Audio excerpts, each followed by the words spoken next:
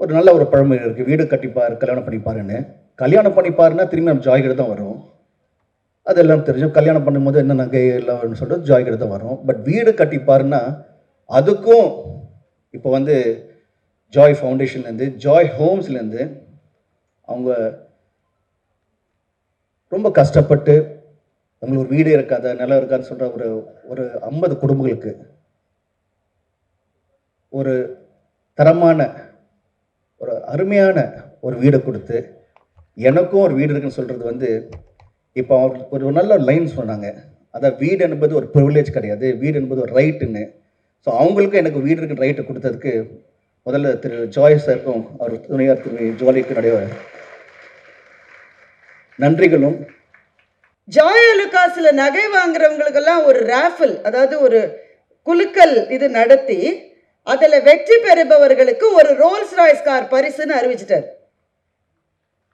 அறிவிச்சதோடு இல்லாம அந்த காரை அங்கேயே நிறுத்தி அந்த காரோடைய முகத்தில் இதுதான் குலுக்கலில் கிடைக்க போகிற பரிசு அப்படின்னு பெரிய ஸ்டிக்கர் ஒட்டிட்டார். அப்ப நிறைய பேர் வந்து அந்த காரை தொட்டு தொட்டு பார்த்துருப்பாங்க. ஆனா தள்ளி போன்னு யாரும் சொல்லிட முடியாது. அப்போ இதற்கு பிறகுதான் சூப்பர் கிளைமேக்ஸ். இதை இவர் செய்த பிறகு ரோல்ஸ் ராய்ஸ் நிறுவனம் ஒரு திட்டத்தை கொண்டு வந்தாங்க. என்னன்னா, அவங்கள்ட்ட கார் வாங்குறவங்களோட அவங்க ஒரு அக்ரிமெண்ட் போட்டாங்க. நான் வாங்குகிற காரை குலுக்கல் முறையில் வெற்றி பெற்றவருக்கு பரிசு என்று அறிவிக்க மாட்டேன்னு சொல்றவங்களுக்கு தான் ரோல்ஸ் ராய்ஸ் கார். மேடையில் அமர்ந்திருக்கும் என் அன்பான சேட்டா ஜாய் அவர்களுக்கும், ஜாய் ஃபவுண்டேஷன் தலைவி திருமதி ஜாய் அவர்களுக்கும், பத்மபூஷன் ஐயா நலி சார் அவருக்கும், அண்ட் இந்தியன் ஆப்ரேஷன்ஸை பார்த்துட்ருக்க மிஸ்டர் தாமஸ் அவர்களுக்கும், முக்கியமாக மேடம் பாரதி பாஸ்கர் மேடம் அவர்களுக்கும், இங்கே வந்திருக்க கல்யாணமாலை சார் அவர்களுக்கும், என்னோட அங்கமாக இருக்க இப்போது புதுசாக ஒரு படம் பண்ணிகிட்ருக்கோம், அதுலேருந்து என்னுடைய ஃபேமிலி இங்கே வந்திருக்காங்க. முக்கியமாக Kathiresan sir, 5 star Kathiresan sir அவர்களுக்கும், என்னோட சகோதரர் திரு ஆர்கே சார் அவர்களுக்கும், அவரோட துணைவர்களுக்கும், மேடம் உங்களை எப்படி சொல்லலாம் உங்களுக்கும், அண்ட் என்னுடைய டைரக்டர் திரு சரண் சார் அவர்களுக்கும், மயங்கோபி சார் அவர்களுக்கும், ஒரு அழகான ஒரு நடிகர் உங்களுக்கும், அண்ட் ஜாய் சார் நாளே ஜாய் சார் மட்டும் இல்லை, அவருடைய அடியில் இருக்க ஒவ்வொருத்தருமே ஜாய் என்றாலே நீங்கள் தான், people who work under him. உங்களுக்கும் அண்ட் ரொம்ப ரொம்ப முக்கியமாக பத்திரிகை நண்பர்களுக்கும் ஊடக நண்பர்களுக்கும் அனைவருக்கும் வணக்கம். இன்றைக்கி ஒரு ரொம்ப ஸ்பெஷலான நாள். என்ன சொன்ன மாதிரி it is the 18th birthday of the Chennai showroom. ரொம்ப ஸ்பெஷலான நாள். இந்த ஸ்பெஷலான நாளில் வந்து ஒரு அருமையான ஒரு விஷயம் நடக்குதுன்னா, ஒரு நல்ல ஒரு பழமொழி இருக்குது, வீடு கட்டிப்பார் கல்யாணம் பண்ணிப்பாருன்னு. கல்யாணம் பண்ணிப்பாருன்னா திரும்பி நம்ம ஜாய் கிட்ட தான் வரும். அதெல்லாம் தெரியும். கல்யாணம் பண்ணும்போது என்ன நகை எல்லாம் சொல்லிட்டு ஜாய் கிட்ட தான் வரும். பட் வீடு கட்டிப்பாருன்னா அதுக்கும் இப்போ வந்து ஜாய் ஃபவுண்டேஷன்லேருந்து, ஜாய் ஹோம்ஸ்லேருந்து அவங்க ரொம்ப கஷ்டப்பட்டு அவங்களுக்கு ஒரு வீடு இருக்காத, நிலம் இருக்காதுன்னு சொல்கிற ஒரு ஒரு 50 குடும்பங்களுக்கு ஒரு தரமான, ஒரு அருமையான ஒரு வீடை கொடுத்து, எனக்கும் ஒரு வீடு இருக்குன்னு சொல்கிறது வந்து, இப்போ அவருக்கு ஒரு நல்ல லைன் சொன்னாங்க. அதான் வீடு என்பது ஒரு ப்ரிவிலேஜ் கிடையாது, வீடு என்பது ஒரு ரைட்டுன்னு. ஸோ அவங்களுக்கும் எனக்கு வீடு இருக்குன்னு ரைட்டை கொடுத்ததுக்கு முதல்ல திரு ஜாய் சாருக்கும் அவர் துணையார் திரு ஜோலிக்கு நிறைய நன்றிகளும். ஏன்னா இன்றைக்கி வந்து ஒரு 50 குடும்பங்களை வந்து எனக்கும் ஒரு வீடு சொல்லியிருக்குன்னு சொல்லும்போது அது எவ்வளோ பெரிய சந்தோஷம். நம்ம எல்லாமே பார்த்தோம். அதாவது ஜாய் ஃபவுண்டேஷனில் பார்த்தீங்கன்னா வீடு மட்டும் இல்லாமல் கேன்சர் இன்ஸ்டியூட்டாக இருக்கட்டும், மக்களுக்கு எங்கெங்கே பிரச்சனை இருக்கோ அவங்களால என்னென்ன பண்ண முடியுமோ ரொம்ப அருமையாக எவ்வளோ தூரம் அது அவன் சாதாரண இந்த கையில் வாங்கி இந்த கை தர்றது வந்து யாருக்கும் தெரியக்கூடாதுன்னு சொல்லுவாங்க. அந்த மாதிரி நிறைய விஷயங்கள் இங்கே காமிச்சது ஜஸ்ட் கொஞ்சம் தான். ஏராளமான இப்போ நிறைய பேர் ஹெல்ப் பண்ணிக்கிட்டு அந்த ஜாய் ஃபவுண்டேஷன் மூலமாக ஒரு பொது மக்களுக்கு ஒரு சேவையாக செஞ்சு அது எந்த ஒரு எதிர்பார்ப்பு இல்லாமல் பண்ணுறது வந்து ஒரு மிகப்பெரிய விஷயம். எப்பயுமே நான் எல்லா ஃபங்க்ஷனில் சொல்கிறது வந்து ஜாய் சேட்டா வந்து he's a visionary, he's an example. அதாவது நம்ம வந்து குழந்தைங்களுக்கு வந்து காமிப்போம், இப்போ இவர் மாதிரி வரணும், அவர் மாதிரி வரணும்னு. இன்றைக்கி வந்து ஜாய் சார் அது மாதிரி இருக்கார். அதாவது ஒரு ஒரு தனித்தனிமையாக வந்து எந்த ஒரு சப்போர்ட் இல்லாமல் இன்றைக்கி ஒரு எம்பையரை கட்டி இப்போ அவர் மட்டும் ஜாலியாக இல்லாமல் அவரோட குடும்பம் மட்டும் இல்லாமல் ஸ்டாஃப் மட்டும் இல்லாமல் மக்களுக்கும் திரும்பி கொடுக்குறது நினைக்கும் போது ரொம்ப சந்தோஷமாக இருக்குது. Thank you Thiru ஜேட்டா, thank you, it's wonderful. And இது ஜஸ்ட் அ ஸ்டார்ட் தான், ஜஸ்ட் அ ஸ்டார்ட். இன்னும் ஒரு 5 வருஷத்தில் பார்த்தீங்கன்னா என்டையர் இந்தியாவிலே வந்து ஜாய் எல்லாம் எங்கெங்கெல்லாம் பேர், அதாவது நம்மளுக்கு வந்து சந்தோஷம்னு என்ன சொல்லுவோம், வாழ்க்கையில் என்ன வேணும், சந்தோஷம் வேணும்னு சொல்லுவோம். அந்த சந்தோஷமே இவர் மூலியமாக வருதுன்னு நினைக்கும் போது இட்ஸ் அகெயின் ஃபென்டாஸ்டிக். தேங்க்யூ சேட்டா. ஸோ ஐ விஷ் யூ அந்த காடோட எல்லா பிளெஸ்ஸிங்ஸும் உங்கள் ஃபேமிலிக்கும், உங்களுக்கும், நம்ம ஸ்டாஃப்க்கு எல்லாருக்குமே, ஒவ்வொருத்தருக்குமே, ஜாய்லகா ஸ்டோர் வேறு சார் ஒவ்வொரு ஸ்டாஃப்மே எல்லாருக்கும் வந்து all your blessing should from God should be blessed upon you. And thank you so much for the wonderful initiative. God bless you.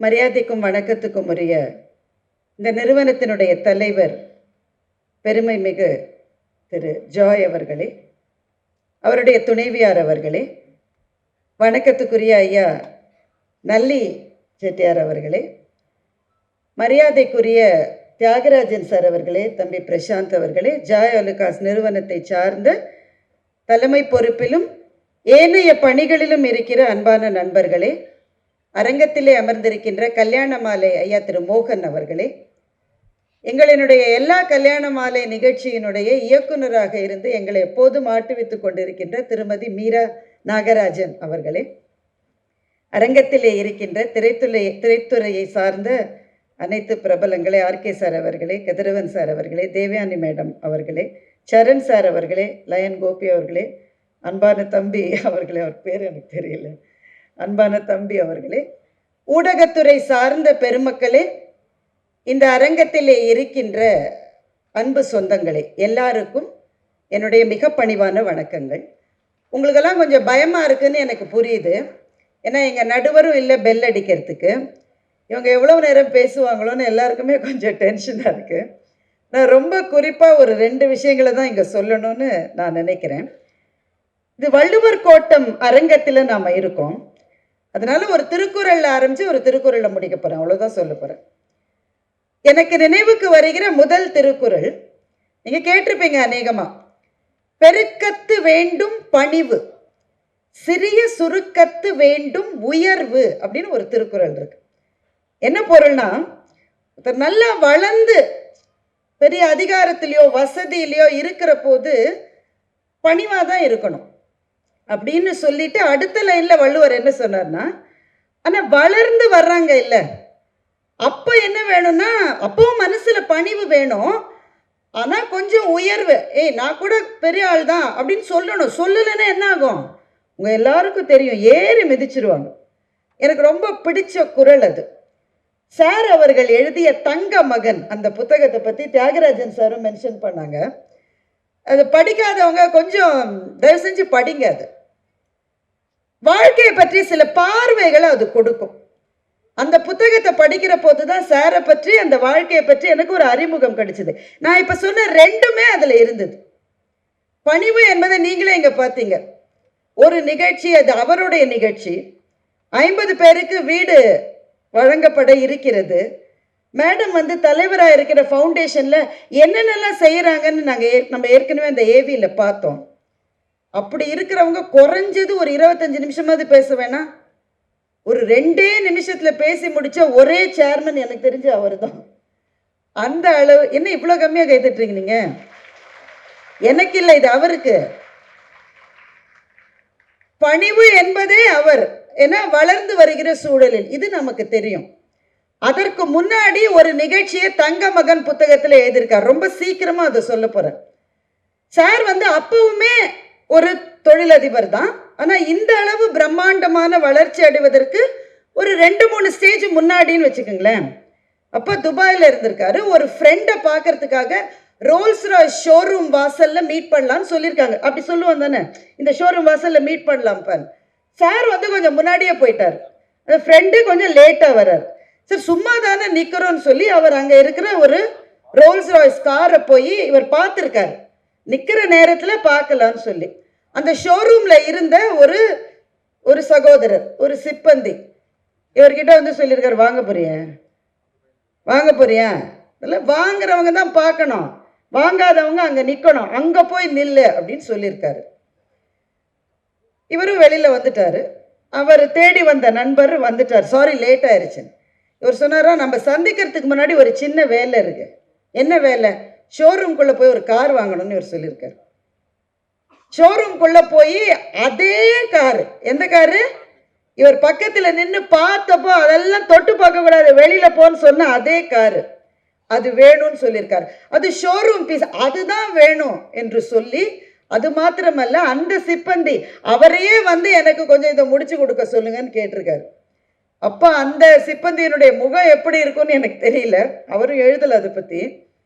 ஆனால் கிளைமேக்ஸ் இனிமேல் தான் இருக்கு. அந்த காரை வாங்கிட்டார். வாங்கிட்டு என்ன செய்யறது? அவருக்கு ஒன்றும் கார் தேவையில்லை, அந்த நேரத்தில் வாங்கினது தான். அவருக்கு அவருடைய அந்த மார்க்கெட்டிங் உத்தியில் ஒன்று தோணி இருக்கு. ஜாய் அலுகாஸில் நகை வாங்குறவங்களுக்கெல்லாம் ஒரு ராஃபில், அதாவது ஒரு குலுக்கல் இது நடத்தி அதில் வெற்றி பெறுபவர்களுக்கு ஒரு ரோல்ஸ் ராய்ஸ் கார் பரிசுன்னு அறிவிச்சிட்டார். அறிவிச்சதோடு இல்லாமல் அந்த காரை அங்கேயே நிறுத்தி அந்த காரோடைய முகத்தில் இதுதான் குலுக்கலில் கிடைக்க போகிற பரிசு அப்படின்னு பெரிய ஸ்டிக்கர் ஒட்டிட்டார். அப்போ நிறைய பேர் வந்து அந்த காரை தொட்டு தொட்டு பார்த்துருப்பாங்க. ஆனால் தள்ளி போன்னு யாரும் சொல்லிட முடியாது. அப்போ இதற்கு பிறகுதான் சூப்பர் கிளைமேக்ஸ். இதை இவர் செய்த பிறகு ரோல்ஸ் ராய்ஸ் நிறுவனம் ஒரு திட்டத்தை கொண்டு வந்தாங்க. என்னன்னா, அவங்கள்ட்ட கார் வாங்குறவங்களோட அவங்க ஒரு அக்ரிமெண்ட் போட்டாங்க.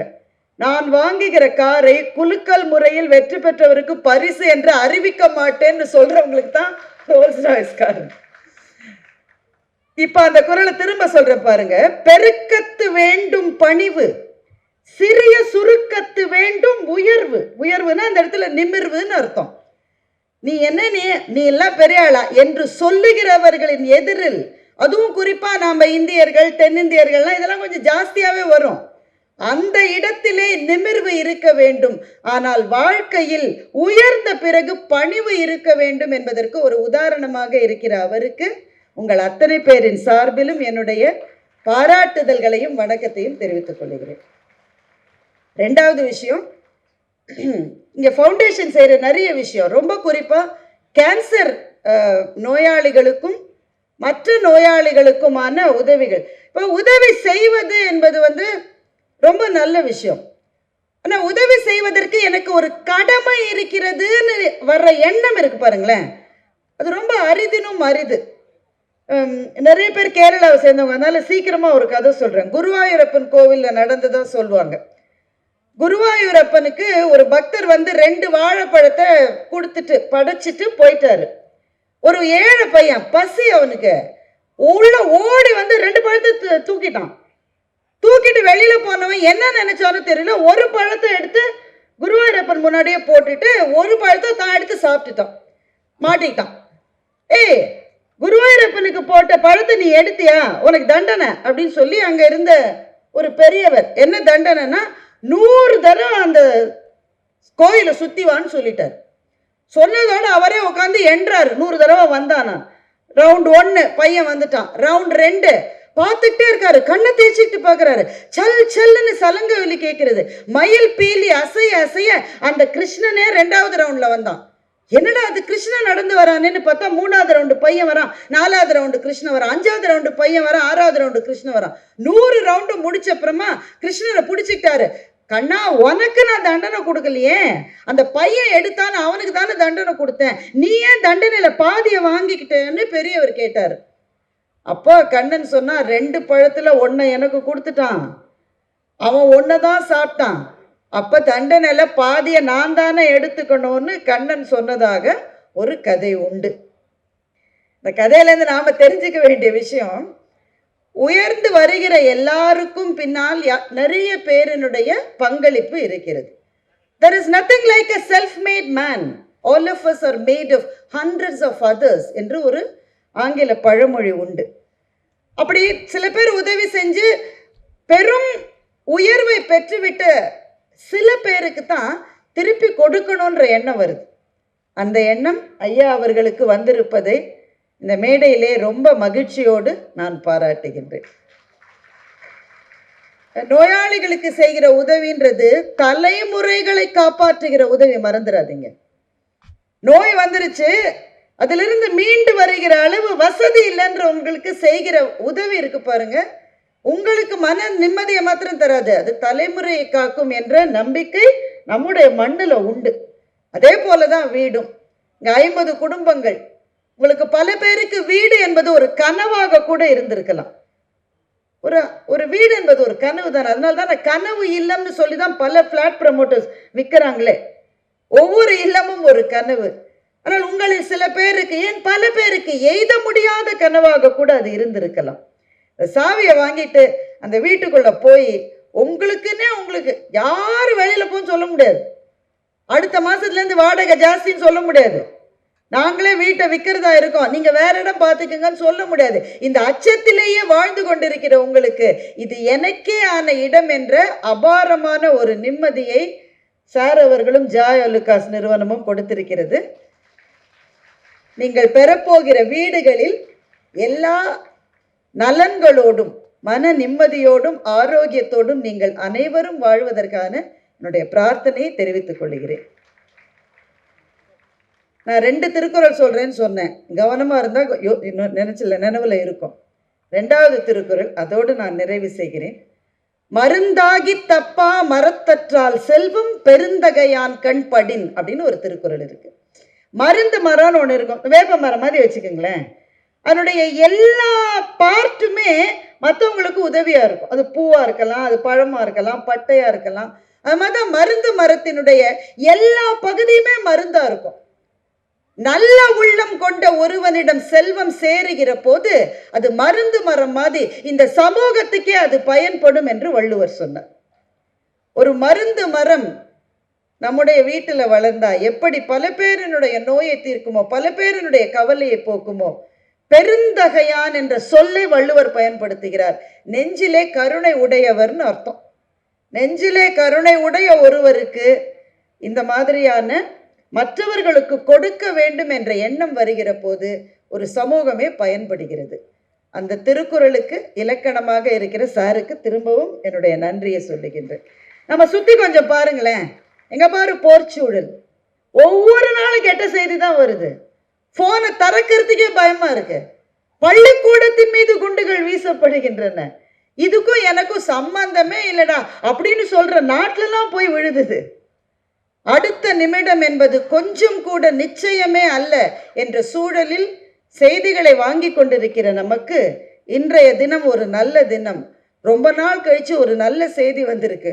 ஒருவர் 50 பேருக்கு வீடுகள் தரப்போகிறார் என்ற நல்ல செய்தியை கேட்கிற போது இன்னமும் இந்த மண்ணில் அறமும் தர்மமும் கருணையும் வாழ்கிறது என்ற நம்பிக்கையை நமக்குள்ளே திரும்பவும் விட செய்திருக்கின்ற தலைவர் ஜாய் ஐயா அவர்களுக்கும், இந்த விஷயம் எதுவுமே வீட்டுக்காரன் அவனுடைய சப்போர்ட் இல்லாமல் பண்ண முடியாதுங்க. அவங்களுடைய உற்ற துணை இருந்தால்தான் மற்றவர்களுக்கு கொடுப்பது என்பது சாத்தியமாகும். அதனால் அந்த கருணை நெஞ்சத்துக்கு சொந்தமான திருமதி ஜாய் அவர்களுக்கும், இங்கே வந்து சிறப்பித்திருக்கிற உங்கள் அத்தனை பேருக்கும், திரும்பவும் இந்த வீடுகளை பெறப்போகிற பயனாளிகளுக்கும் என்னுடைய வாழ்த்துக்களை சொல்லி இந்த நல்ல வாய்ப்புக்கு நன்றி சொல்லி முடிக்கிறேன். வணக்கம். ஜாய் வந்து ஒரு விஷனரி. அவர் ஒரு புக்கு எழுதினார், அவருடைய சுயசரிதை தங்க மகன்னு. அதை நாங்கள் ரீசெண்டாக ரிலீஸ் பண்ணோம். அவர் லைஃப்பில் எவ்வளோ கஷ்டப்பட்டு முன்னேறி இந்த லெவலுக்கு வந்திருக்காருன்றது அந்த புத்தகத்தை படிக்கும்போது நமக்கு எல்லாருக்கும் ஒரு இன்ஸ்பிரேஷனாக இருக்கும். அதில் வந்து அவர் எவ்வளோ சிரமப்பட்டார் வாழ்க்கையில். இங்கேருந்து துபாய்க்கு போய் அங்கே எவ்வளோ, அந்த டைம்லேயும் ஒரு சின்ன வார் இருந்தது, அதிலெல்லாம் ஸ்ட்ரகிள் ஆகி திரும்பி வந்து இன்றைக்கி இந்த நிலைமையில் இவ்வளோ பெரிய நிலைமை. அதாவது உலகத்தில் 200 store rooms through out the world. இங்கே தமிழ்நாடு, இந்தியா மட்டுமில்ல, உலகத்தில் இருக்கிற எல்லா கண்ட்ரீஸ்லையும் ஜாய் ஸ்டோர் இருக்குது. அதை வெற்றிகரமாக நடத்திட்டு வராங்க. அது எப்படி நடத்துகிறாங்கன்னா, இன்றைக்கி அந்த காலத்தில் ஒரு 1000 ஸ்கொயர் ஃபீட்டில் ஸ்டோர் ரூம் இருக்கும். அப்போ தான் போய் நம்ம தங்க நகை வாங்க முடியும். அதை வந்து ஒரு கம்ஃபர்டபுளாக ஒரு 10,000, 20,000, 30,000 ஸ்கொயர் ஃபீட்டில் பில்டிங் பண்ணி அதில் வந்து எல்லா வித வெரைட்டிஸாக நகை கொண்டாந்து மக்களுக்கு மலிவான விலையில் கிடைக்கணுங்கிற மாதிரி ஏற்பாடு பண்ணி எல்லா வெரைட்டிஸும் வேர்ல்டில் இருக்கிற அவ்வளோ ஜுவல்லரியுடைய செலெக்ஷனை கொண்டாந்து ஒவ்வொரு ஷோரூம்லேயும் அவங்க ஒர்க் பண்ணுற ஒர்க்கர்ஸ் எல்லாரையுமே ட்ரெயின் பண்ணி எப்படி கஸ்டமர்ஸை ட்ரீட் பண்ணோம். அதே மாதிரி அவர் வந்து ஒர்க்கர்ஸ் எல்லாரையும் ஒர்க்கர்ஸ்ன்னு சொல்கிறதில்ல, என்னுடைய பார்ட்னர்ஸ் தான் சொல்லுவார். அவங்களுக்கு தங்க இடம், சாப்பாடு எல்லாம் ஏற்பாடு பண்ணி போனஸ் கொடுத்து அவங்களுக்கு ரொம்ப அழகாக பாதுகாத்துட்டு வராரு. இது சின்ன வயசுலேருந்தே அவர் வந்து கற்றுக்கிட்ட ஒரு விஷயம். அவங்க அப்பா வந்து சொத்தை பிரிக்கும்போது, உயிர் எழுதும்போது ஒரு பகுதியை வந்து அனாதை இல்லங்களுக்கும் சோஷியல் சர்வீஸ்க்கும் எழுதி வச்சார். அதே பாணியில் இன்றைக்கி வந்து எவ்வளோ பெரிய லெவலுக்கு போனாலும் மக்களுக்கு உபயோகரமாக இருக்க வேண்டிய சில விஷயங்களை செய்துட்டு வராரு. 2015-16 சென்னையில் வந்து புயல் அடித்து பின்னி பிணறி எடுத்திருந்த டைமில் இப்போ வந்து வெள்ள நிவாரண நிதிக்காக அன்றைக்கு இருந்த மாண்புமிகு செல்வி ஜெயலலிதா அவர்களிடம் 2 கோடி ரூபாய் கொடுத்து வெள்ள நிவாரண நிதி ஏற்பாடு செய்தார்கள். இதை யாரும் மறக்க முடியாது. அது மாதிரி தொடர்ந்து பல விஷயங்களை பண்ணிட்டு வராரு. இன்றைக்கி வந்து 200 ஷோரூம் மட்டும் இல்லை, 119 ட்ரைபல்ஸ்க்கு ஒரு வில்லேஜே கட்டுறாரு. 119 வில்லேஜஸ், கிராமங்கள். இன்றைக்கி இங்கே வந்து ஒரு 50 பேருக்கு வீடுகள் கொடுக்குறாரு. வீடு வந்து சொந்த வீடு இல்லைன்னு இயக்கத்தில் இருக்கிறவங்க நம்மளை போல் எத்தனையோ பேர் இருக்காங்க. அந்த நேரத்தில் இந்த மாதிரி அதான் அவர்கிட்ட வந்து வசதி இல்லாதவங்க வந்து எனக்கு ஏதாவது ஹெல்ப் பண்ணுங்கன்னு கேட்டால் அதை உடனடியாக செய்து கொடுக்கக்கூடிய ஒரு மனிதர். இன்றைக்கி 50 வீடுகளுக்கு சாய்வாக போகிற பாக்கியசாலிகளுக்கு என்னுடைய வாழ்த்துக்கள்.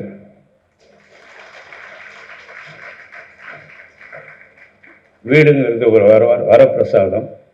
அந்த வரப்பிரசாதம் இன்றைக்கி உங்களுக்கெல்லாம் கிடைக்க போகுது. இந்த நிகழ்ச்சிக்கு என்னை அழைத்து இங்கே பேச வைத்ததற்கு எல்லாருக்கும் என்னுடைய நன்றி. வணக்கம். அன்பர்களுக்கும் வணக்கம். Good morning, ladies and gentlemen. I am pleased to welcome you to all.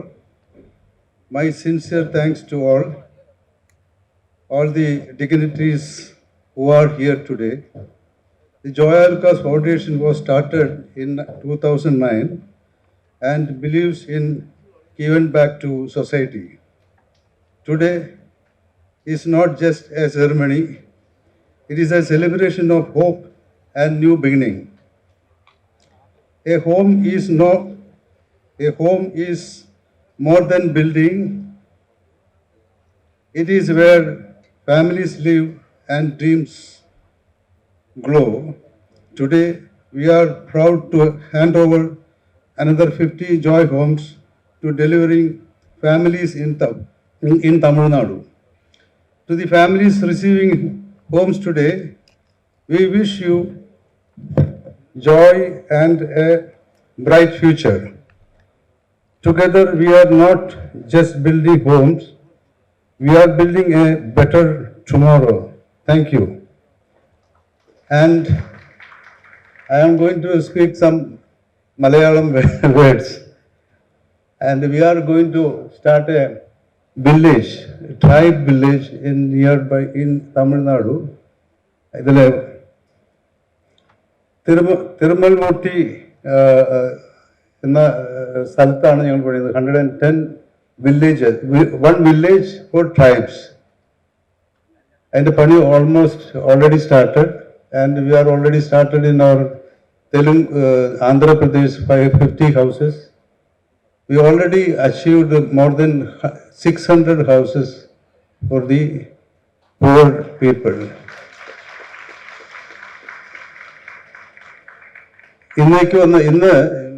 In our birthday of Chennai showroom, 18th year.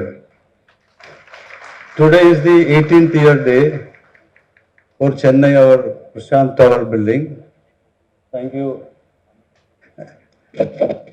And ഇതാണ് എനിക്ക് പറയാനുള്ളത്. Thank you all. எல்லாருக்கும் நமஸ்காரம். கிட்டத்தட்ட நான் மனசில் இதெல்லாம் பேசலாம்னு நினச்சி பூரா பேசிட்டாங்க. இருந்தாலும் எனக்கு 2 விஷயம் சொல்லணும்னு தோன்றுறது. அவர் சொன்னார், தியாகராஜன் சார் பேசும்போது தங்கமகன் புஸ்தகத்தை பற்றி சொன்னார். நான் புஸ்தகம் வெளியிட்டுருக்கு அங்கே வந்திருந்தேன், ஐடிசி கிராண்ட் ஷோலாவில். அப்போ பாரதி பாஸ்கரில் வந்திருந்தாங்க.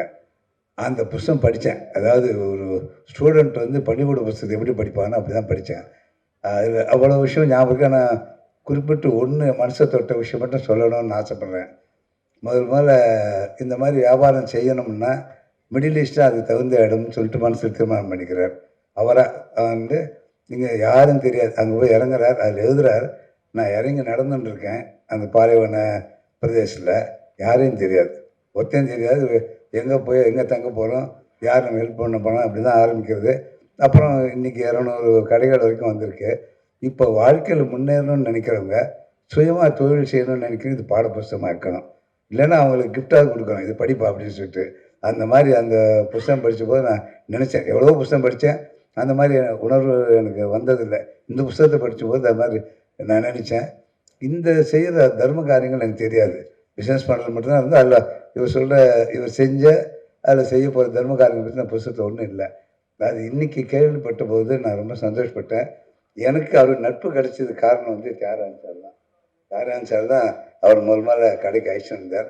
சிம்பிளாக இந்த 200 கடை நடத்தும்போது எவ்வளோ டென்ஷன் இருக்கணும், ஒரு டென்ஷன் இல்லை, சாதாரணமாக இருந்தார் அவர். அது எனக்கு பெரிய ஆச்சரியமாக இருந்தது. ஒரு கடை 40 கடை இருந்தாலும் நான் 3 கடை தான் பார்த்துக்கிறேன், கொஞ்சம் 37 கடை என் சன் பார்த்துக்கிறேன். அதுக்கே எனக்கு டென்ஷன் ஆகிடுச்சு சமயங்களில். அப்படி இருக்கும்போது அவர் இன்னும் நிறைய கடைகள் ஆரம்பித்து இன்னும் பலருக்கு உதவி செய்யணும் அப்படின்னு நான் பிரார்த்தனை பண்ணிக்கிறேன். அதோட பெரிய பிரார்த்தனை ஒன்று, இவ்வளோ செய்யக்கூடிய ஒருத்தருக்கு ஒரு தேசிய விருது கிடைக்கணும். ஏன்னா 146 கோடி ஜனத்தொகையில் எல்லா விஷயமும் அங்கே போய் டெல்லிக்கு போய் சேருமான்னு சொல்ல முடியாது. அதனால் கடவுளே அதுக்கு அனுகிரகம் பண்ணோம். ஏன்னா அவர் செஞ்ச சேவைக்கு, அவர் செஞ்ச அந்த ஒரு தனியாளாக போய் அந்த பிஸ்னஸ் ஆரம்பித்து இன்றைக்கி 200 ஷாப்ஸ் நடந்துட்டுருக்குன்னா, அப்போ அதனால் எவ்வளோ பேருக்கு வேலைகள் கிடைக்கிறது. பலருக்கு வந்து ஒவ்வொருத்தரும் இந்தியாவுக்கு வந்து வாங்கணும்னு அவசியம், அங்கேயே வாங்கிக்கிறோம். அந்த மாதிரி எத்தனையோ வசதிகள் இருக்குது. அந்த நான் சொன்னேன், இவருடைய வெற்றிக்கு 50% வந்து அவங்க பிஸ்னஸ் தான் காரணம்னு சொல்லிட்டு அவங்களுடைய உறுதுணையோட மிகப்பெரிய வெற்றி அடைஞ்சிருக்கார். அவருக்கு மனப்பூர்வமான வாழ்த்துக்கள். இந்த வருஷமே அவருக்கு தேசிய விருது கிடைக்கும்னு என்னுடைய பிரார்த்தனை.